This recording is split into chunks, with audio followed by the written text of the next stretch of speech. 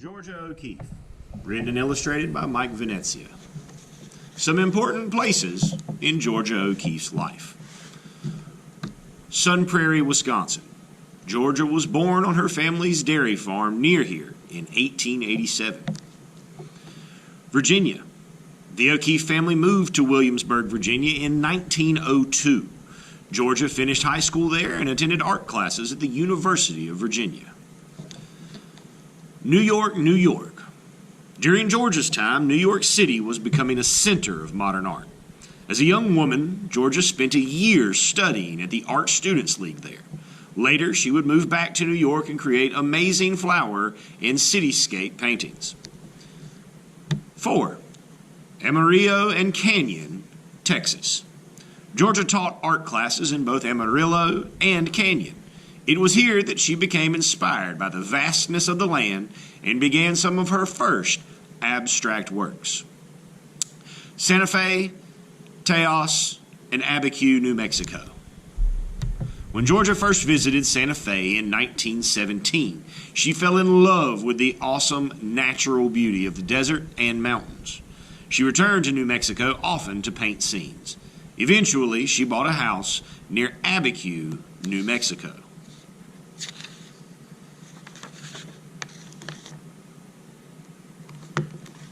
Timeline of Georgia O'Keeffe's life. 1887, she's born in Sun Prairie. 1899, Georgia takes art lessons at home and decides that she wants to become an artist when she grows up. 1902, the O'Keeffe family moves to Williamsburg, Virginia.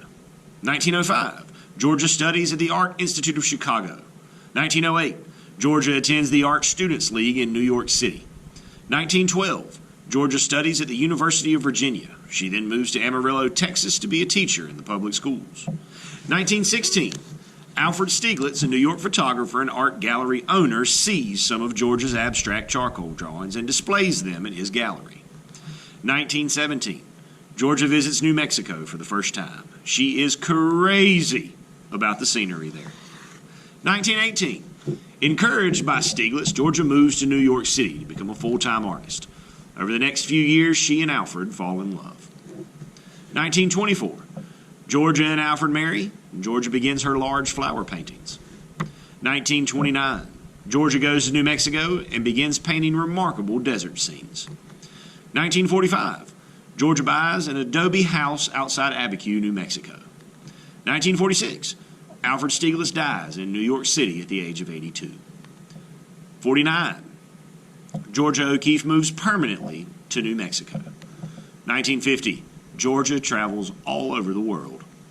1971, Georgia begins to have eye problems. She starts doing fewer paintings. 1973, Georgia works on a book and video about her life.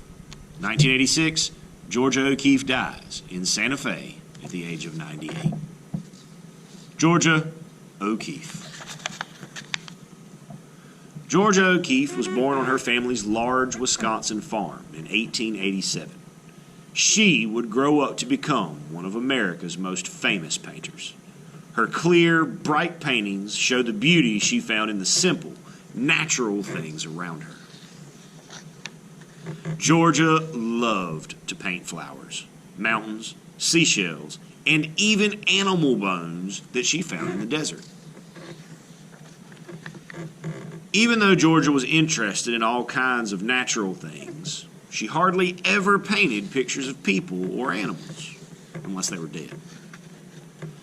Georgia often rearranged the natural things she saw and simplified them. She made the seashell above very large to give it a special power and strength. Sometimes she painted shapes and colors that she saw in her mind.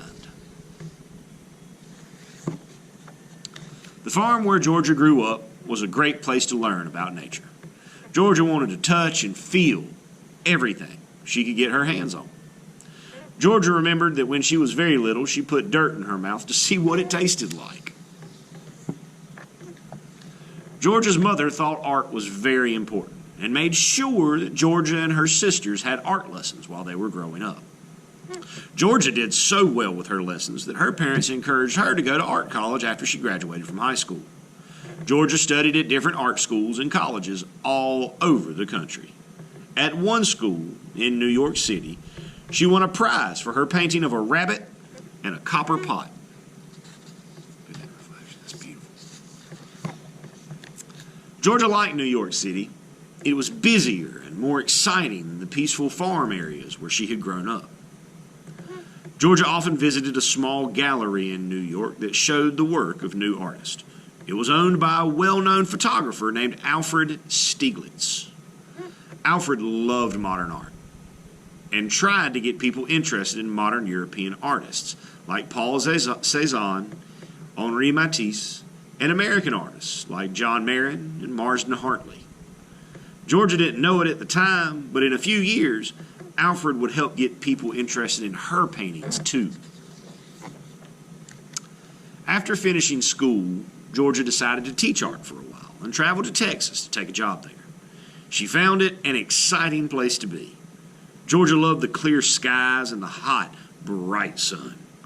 She felt the energy and power of the dust storms and heat lightning she saw at night. Georgia started to show the excitement she felt about Texas in her paintings. Soon, her work looked different from the work of any other artist.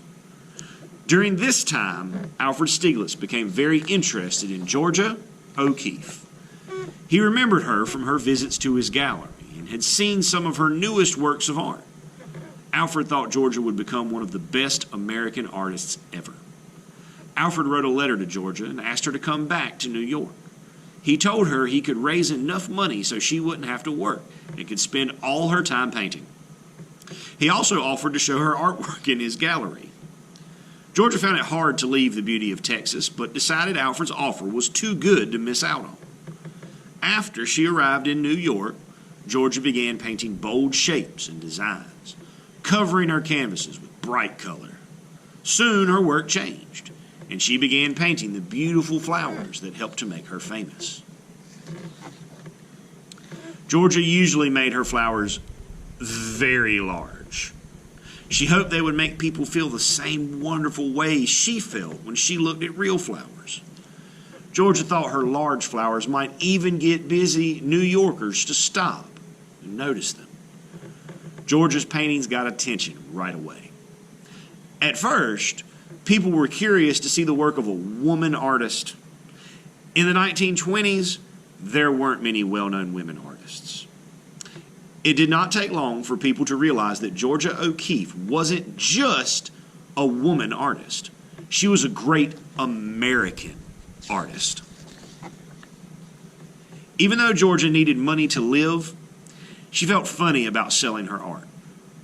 Georgia worked hard on her paintings and felt so close to them that she hated to see them leave the gallery.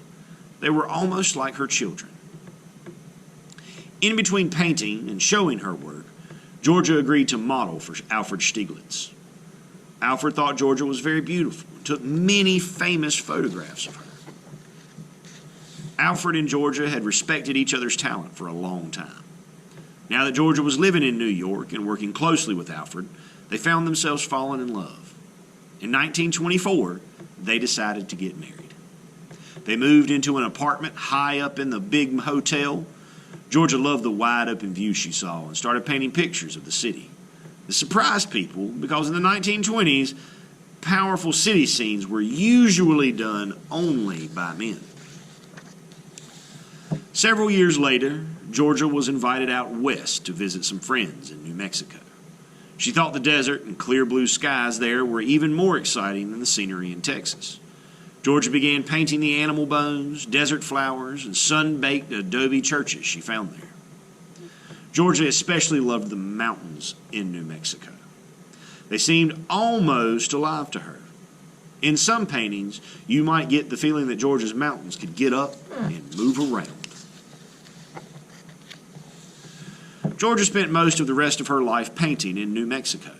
Alfred agreed it was the best place for her to be in order to make her paintings as good as possible. Georgia only traveled back to New York for a few months every year to be with Alfred and show her work. Years later, after Alfred died, Georgia moved to New Mexico for good. Georgia OKeeffe lived to be 98 years old. She decided to become an artist at a time when it was proper only for women to teach art, but not to make it. Georgia didn't care what people thought about her or her art. She worked hard on her paintings and put her own special feeling into them. Georgia met many famous artists during her life. She learned a lot from them, but never copied their styles or joined their groups. Because of this, Georgia O'Keeffe's paintings are very original. She often found beauty in things that most people would ignore or never even notice, and was able to show that beauty in her paintings. If you get a chance to see a real Georgia O'Keeffe painting, you'll probably notice how bright and clear the colors are. This is because Georgia paid special attention to her painting materials. She always bought the best brushes and paint, no matter how much they cost her.